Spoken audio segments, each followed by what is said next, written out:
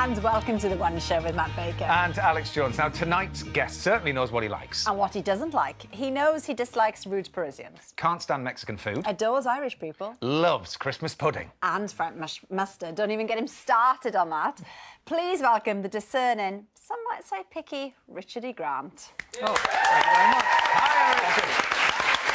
Hi, Richard. Hello, Richard. Can we just whip back on that Christmas pudding thing? When was the last time you had some Christmas pudding? I have one a month, so I have 12 a year outside of Christmas. So have you had September's portion? Yes, I have. Oh! Yeah. We're going to double portion. Great, that's wonderful. There we are, look. It's the Christmas pudding. I mean, obviously, this is fantastic. It's the smell of it as well as a lot of it. I must say, Richard, is it? The smell of it? Wow, everything about it. Just... I know. Thank you know, we were smelling Did you make it this? earlier on. I didn't, personally. I should have lied, actually. No, I didn't. Wow. Whoa. Is it a good one? It's very good. The smell is a big thing in your world. Do you mind if I tell people that as soon as you sat down there, you smelt the sofa? Yeah, well, I smell everything. I know, I noticed this about you. Well, I make perfume, so, you know, it's part of what I do. Well, apart from smelling everything, something else Richard likes is Ealing comedies, and he'll be telling us why a bit later. It's nice, yeah, isn't you it? carry on. You just took into that. We'll move on. Now, earlier this year, a takeaway owner was jailed for 6 years because one of his customers died after eating a meal that contained nuts. So those warnings we see on food packaging are important for those who have an allergy. But why are warnings now appearing on foods that don't contain nuts? Well, Trish has been finding out. Karen Waggett, her 8-year-old son Jamie and his brother Luke. Do not adjust your picture, they're identical twins. But there is one difference. While Luke can eat whatever he likes, Jamie suffers from serious food allergies, in particular to the gelling agent pectin, and more seriously to peanuts. He gets bumps and itches, tingles and sometimes tummy aches. Yeah, lumps in your throat, tummy aches. Food allergies like Jamie's are on the rise and making headlines. In the last 10 years, recorded cases of food allergies have doubled. It's estimated 1 in 50 children now has a peanut allergy. We first found out when the twins were about 5.5 years old. Dad was eating a bag of mixed nuts and Jamie said, well, could I try one? But the second it was in his mouth, he got really agitated, really upset about it. And then he started scratching at his neck and getting very distressed. And he ended up spending 2 nights in the high dependency unit. Making sure reactions like this don't happen for Karen can mean even simple things like a trip to the shops are far from straightforward. To help those with nut allergies steer clear of danger, food manufacturers now use simple warnings such as may contain nuts or traces of nuts. I'll go out and do a proper shop and start reading all the packets, and it must take probably double the time. So do you think food manufacturers are getting sort of overzealous when it comes to warning people about traces of nuts? Certainly, when he was first diagnosed, it did seem that it was about protecting manufacturers and supermarkets rather than protecting allergy sufferers. Just about everything had a may contain nuts on. So, we've bought a range of food from a variety of supermarkets. And while Luke can eat all of it, they all carry those nut warnings. The chocolate, the cottage cheese, the ham, the chocolate biscuits, the ice cream, the pizza, the popcorn and the cereal. Poor Jamie is left with nothing. I can manage it, but it's not a very good thing. It's not a very good thing to have. The Food Standards Agency says the may contain nuts label should only be used where a real risk exists. But the Anaphylaxis Campaign charity says some companies use the warning for very little reason. So, we've taken 3 family favourites that carry the dreaded warning. A Tesco's pizza, some Costco ham and a tub of Asda ice cream, and sent them off for testing to see if they do indeed contain any trace of nuts. Results later. So why the sudden rise in food allergies? Is it something to do with the way we're living our lives now? Some people will say, oh, it's, your house is too clean, it's the way they were born, it's, early years. But Luke and Jamie, they've done all of those things together, exactly the same. According to Dr. Andrew Clark, consultant in paediatric allergy at Cambridge University Hospital Trust, there are several theories but no hard answers. Well, it didn't affect our generation, really, but it's a massive problem in our children's generation. But one thing we know is that allergy in general is more common, and also peanut is more available in our diet. Back in Didcot, and the results are in. We tested for the 9 most common nuts. So what did we find? 1, 2, 3. No. Wow. I was quite confident that would have nuts in. I thought this one would definitely have it in. Yeah. Because it's mostly jam-packed and stuff. So what does Jamie think the supermarkets could be doing better? They know what's in it and we have no idea. So I think they should take a bit more care. Everything seems to have may contain nuts on it. That's right. So obviously we don't want patients to eat foods that deliberately have peanuts in them, but these labels that say may contain traces, they're often misleading. Labelling overall has improved, but actually the manufacturers need to do better to improve the accuracy of those statements, because patients find that really difficult. All 3 retailers told us they use the nuts warnings on products with no nut ingredients, where there's a risk of cross-contamination from other products being made in the same factories. Tesco and Costco stress they have strict risk assessment processes in place with suppliers, and Costco say their packaging's in strict accordance with labelling regulations. So, any final words of advice, boys? If you've got an allergy, take it seriously and don't take risks. Oh, weren't Jamie and Luke brilliant? Wonderful. Lovely, lovely. Still eating your Christmas pudding there? I am, yeah. Hopefully you haven't got an allergy to nuts. Not much left. Chris Van Tulligan's here as well. Welcome, Chris. So Tesco have taken the nut warning off the pizza. I mean, as a GP, is this a good thing from where you stand? Yeah, it is a good thing. It's a bit late, but it's the brave thing to do. It would have been easy to just leave the warnings on everything, and that indemnifies them. So they've done the slightly courageous thing a little bit late, but it is good. But we should say what the boys said, absolutely right. If you have a nut allergy, take it seriously and don't take any chance. Of course. Well, Chris, the reason you're here is you have a documentary on tonight looking at whether patients should keep receiving these repeat prescriptions that doctors are giving. So how do you go about doing this? So it was a very difficult programme to make. We basically set up a drug-free clinic where I sat in a GP surgery in North East London. I mean, this is a programme I've wanted to make since I left medical school. I've been a doctor for 14 years, and I'm not a GP actually. I'm a hospital infection doctor, and it is the experience of many doctors and many people that drugs do not work as well as we say they do, and patients often don't enjoy taking them.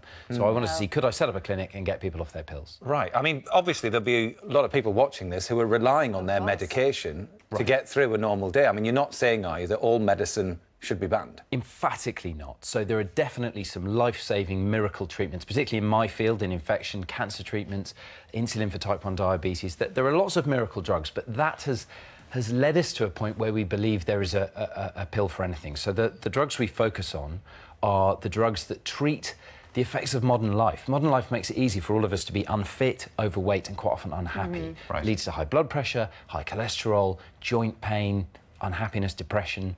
So those were the areas we focused on to see, can we do other things to get people off their pills? So you had specific cases then within that surgery? Yeah. Exactly. OK. So you meet 2 women in the programme that's on tonight. Tell us first of all about Wendy then and what condition she has. So Wendy had shoulder and neck pain. She'd been taking almost an overdose of paracetamol, ibuprofen and codeine for many years, for over a decade. And she believed she needed the painkillers, and I was convinced the painkillers weren't doing her any good. So we set up an experiment to prove to her that her painkillers weren't working. So we gave her a Dosset box, we gave her 2 weeks worth of medicines and mixed in sugar pills, placebos with it. What we didn't tell Wendy was that for the last 5 days she didn't get any medicine at all. She was only having sugar pills. So it was a way of proving to her that she was not dependent on these drugs. Well, it's a brilliant reaction, because here's the moment she finds out what drugs you've really been giving her. Here it is. We kept Wendy at her full dose of codeine for the first week and then reduced it gradually, so she's had no codeine at all for the last 5 days. Today, I've had no paracetamol or codeine. No. None since and Monday. yesterday you didn't have any, and the day before that you didn't have any. You last had a painkiller on Monday morning. You had 1 codeine. You are joking. And that says it all, really, The power of doesn't the it? placebo effect, right. What about Sarah then? Because Sarah has depression, doesn't she? Sarah had depression. Antidepressants are a complicated group of drugs.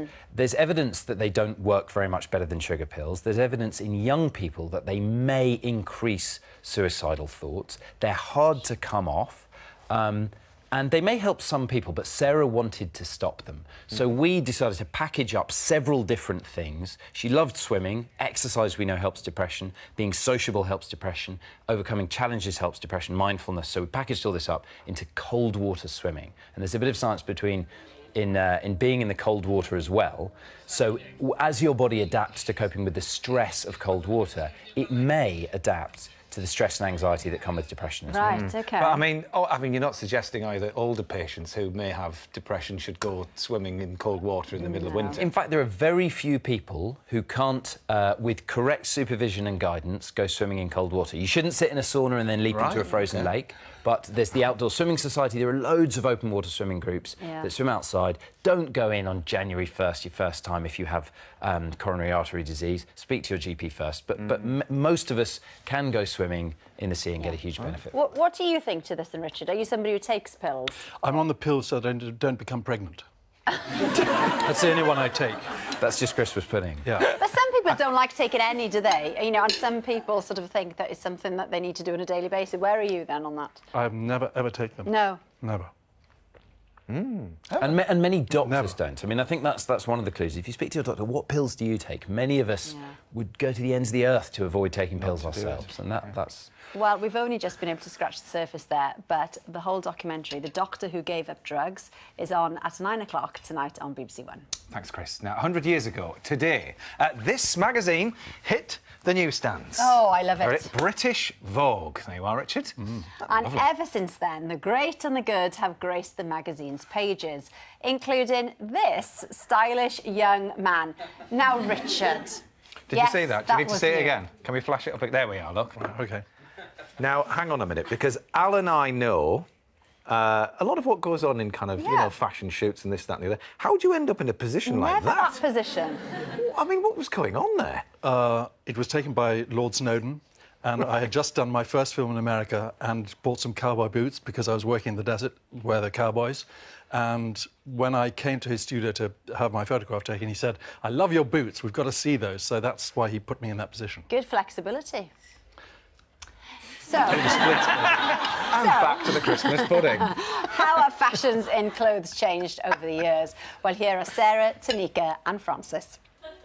But that's a nice one, isn't it? Yeah, Do isn't you? that lovely? Yeah, Funny. she liked that one. How fun. I love the blue earring. The fact that we three are interested in clothes, it makes quite a bonding. And we will laugh about things we might have worn and wonder why. As someone who wants to impress you with a piece of art, I want to impress someone with the way I dress. Isn't that a shallow interest? These are a recent buy and I love them. A shirt that has a little argument with it, but I like it. Voila. My mother always was very stylish, and I think she's more stylish than I am, actually. She gives a lot of thought into what she wears. I and a neighbour of mine, we were the only two who wore jeans. So that would be the early 60s. I remember you wearing that. From a long time ago. So sweet. We definitely bond over fashion. I mean, we share things. This jacket's done the rounds, hasn't it? This was mine in the 80s. And then I gave it to you. Then I found it in the back of the car on its way to a charity shop. Got it out and gave it back to you. Sophie, she's living in London at the moment, and she says half her clothes are here and half are there. I'm afraid I go shuffling through her wardrobe. So have you worn that since you reclaimed it? I wore it the other day out for dinner. I do raid my mum's wardrobe, a little bit my grandma's, but I'm not at home anymore, so yeah, I can't shop there anymore. I did wear it once. Did you like wearing it? Wasn't very me. If I'm having a fashion dilemma, I will take a couple of pictures and then I'll send to Sophie and say, what do you think? This one or this one? You've got a couple of my old bits in there, haven't you? Those jackets, was an 80s jacket. That one I wear quite a lot. I don't think Grandma and my Mum are always right, but they'll always be honest. But how would you dress me now? I couldn't beat the way you dress yourself. Oh, good, thank you. And as I said, it is only clothes. There's many more important things, but it's nice to have just that little sharing, a joint interest. Yeah, bond. I loved that film. I hope we have many more like that. Do you know, I like that little phrase there. The shirt has a little argument with the trousers. It's ideal for me. Just checking yours. It's ideal for me. It's not having an argument. They're very much, you know. You are known for your sartorial style, Richard, especially tonight, looking lovely. Who influenced you then, clothes-wise? I don't know. Matt Baker? Matt Baker. Yeah. Perfect. I follow him religiously. I thought it was your dad. Yeah, my dad liked to look smart. Yeah. So, I don't look like that now. But he definitely influenced your film choices, didn't he? And your taste in film. He did, yeah. So when you were younger, what sort of films would he bring home then for you to watch? Well, when I grew up in Swaziland, there was no television, so and he worked in the education department, so he had a projector that we had at home with a pull-up screen, and once a week we used to watch black and white films, of which many were Ealing comedies. So that was my history of seeing them for the first time. Yeah. And then when I came to live in London in 1982, I saw them on TV on a Saturday and Sunday afternoon, because they endlessly played then. Yeah. And you have this documentary out all about Ealing comedies. So Clean for job. you, I mean, yeah, I guess obviously they're made in Ealing, but apart from that, what makes a typical Ealing comedy? Well, they have fantastic ensemble casts with actors that you instantly recognisable, great stories, always set realistically in a place that's recognisable. Usually in the 1950s in London, it was still half bombed out. And they're very funny, and you just, I don't know, I feel like I've known them all my life, so they're like old friends. Old friends. Yeah. Well, let's see you discovering one of your favourites in the archive. Here you are. Okay. Here, kind hearts and coronets. This grubby old tin. Here it says passport to Pimlico. Don't know how to do this, but oh my God. Oh my goodness, that smell is incredibly nostalgic. Where I grew up in Swaziland, we used to get films once a week. My father worked in education and put them on and spool them up. Please, what do you mean time? Where do you think we are, in England? No licensing laws here, my lad. Wasn't that so, Mr. Garland? Yeah, that's right. We close when I say. In true Ealing comedy style, you've polished off the whole thing. They licked clean, baby. Do you think there's any recent British films that sort of replicate that style Hot Fuzz. at all? Hot Fuzz? Yeah. Because it's anti-authoritarian, it's sort of anarchic, and it's got this amazing ensemble cast, and it's completely bonkers. We've had Simon Pegg on a few times, great. actually. Yeah, his films are brilliant. Really super. And sadly, you were saying that the Ealing comedies finished the year that you were born. Yes. See? Almost 60 years ago. Serendipity, isn't it? Yeah. Well, But I'm still here. You are indeed. Thanks for the Christmas pudding. Richard E. Grant on Ealing Comedy starts this Sunday, 7 o'clock on Gold. And thanks as well, we should say, to Studio Canal for these beautiful film posters that they sent through. They're really lovely, aren't they? Now, of course, there is one star that we haven't actually mentioned from the Ealing comedy days. Who's that then? Well, come on, everyone, follow me.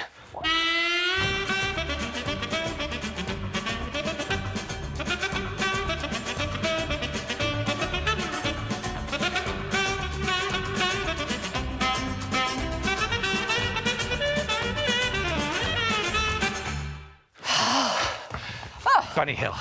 Now, here's David with a romp through the will of Britain's most famous milkman. In 1971, Benny Hill's novelty song, Ernie, was Britain's surprise Christmas #1. Upon his chest. His name was Ernie, and he drove the fastest milk cart in the West.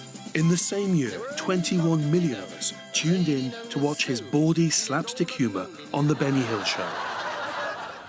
Benny Hill was one of Britain's biggest ever comedy exports. And by the time he died, he was worth a staggering £7.5 million. That's £15 million in today's money. But when he died in April 1992, he was living in a rented flat here in Teddington with no visible signs of his millions. Benny was 68 years old. He died alone, slumped in front of his television, having suffered a heart attack. His body wasn't discovered for 2 days. He had written a will, but nearly 30 years before he died. He divided his fortune between his parents and his siblings, but he had outlived them all. So how did this famous entertainer end up dying by himself in a rented flat with no one left to inherit his millions?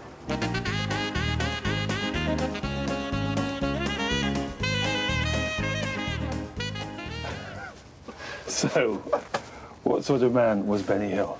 Oh, Benny Hill was a sweet, you know, shy man who just loved to make people laugh. His family were rooted in circus. I mean, his father and his grandfather were both working with clowns. The other family profession was that he drove one of these. We find ourselves in a milk float. Benny was a milkman, did the round in Eastleigh, just off from Southampton, and that's where he sort of found his natural ability to make people laugh. He was known as the singing milkman of Eastleigh. How did he get into television? Well, he was a variety comedian working the music halls originally, but saw the future in television and went along to the head of light entertainment at the BBC with a handful of scripts, and in 1951 he got his own show called Hi There on TV, and he had his own show on TV up until 1989, so, you know, 30-odd years. His shows lasted a long time. What was their secret? He just hit the funny bone of the nation. For all his success, Benny was not materialistic. Louise English was one of his leading ladies in the 1980s. He wasn't into money at all. It didn't mean anything to him. He just didn't need it. He didn't have a flashy car, he didn't own a property, and just had a very simple life. By the late 1980s, Benny Hill's brand of bawdy seaside humour was criticised for being old-fashioned and sexist. Ernie was only 52. He didn't want to die. And now he's gone to make deliveries in that milk round in the sky, where the customers are... In 1989, his show was cancelled, and just 3 years later, he died. He did come to see me at the Adelphi Theatre. I was appearing in Me and My Girl. It was the Easter weekend approaching, so after the matinee, I waved him goodbye, and I think he died that weekend. Some years after his death, a former colleague claimed that Benny had written a note to change his will and leave money to his leading ladies. He had a piece of paper that was found with names and amounts of money next to. So I was told about this note. I didn't see it for myself, but I was told about it, and I was very touched by it. He did joke in the past, "Little heart, when I go, I'm going to leave you $1 million." And I answered, "Oh, lovely. Well, when I go, Benny, I'll leave you a tenner." But no money was given to yourself and your colleague? No, because it wasn't a will. His will had been written previously, and it was all left to his family, so it would automatically go down the line, which is right. In the end, Benny's fortune was divided between his living relatives, his nieces and nephews. The mysterious note was never found. And he drove the fastest milk car in the West. Isn't it nice that he gave that money to his leading lady? We didn't. He didn't in the end. No. That was a bit when David went. Oh, but you didn't get the yeah, money, no, did you? Right, yeah. I was just going to say it's a nice sentiment, isn't it, if you're It ever was, thinking. but they couldn't find the note. Well, if you want to know more about will writing and probate issues, head to our website. And Richard, we have managed to get our hands on the original script from Benny Hill movie. There we are, Yeah. look. Who done it? There you are. I'm not going to give it to One you, of the but you can last certainly have a look comedies. through it. And I There can't you go. smell it. No. OK. Oh, wow. It's a bit dusty. A little something for you to peruse there. Now, from speedy milkmen to conservationist cows. Yeah, we let Mike explain.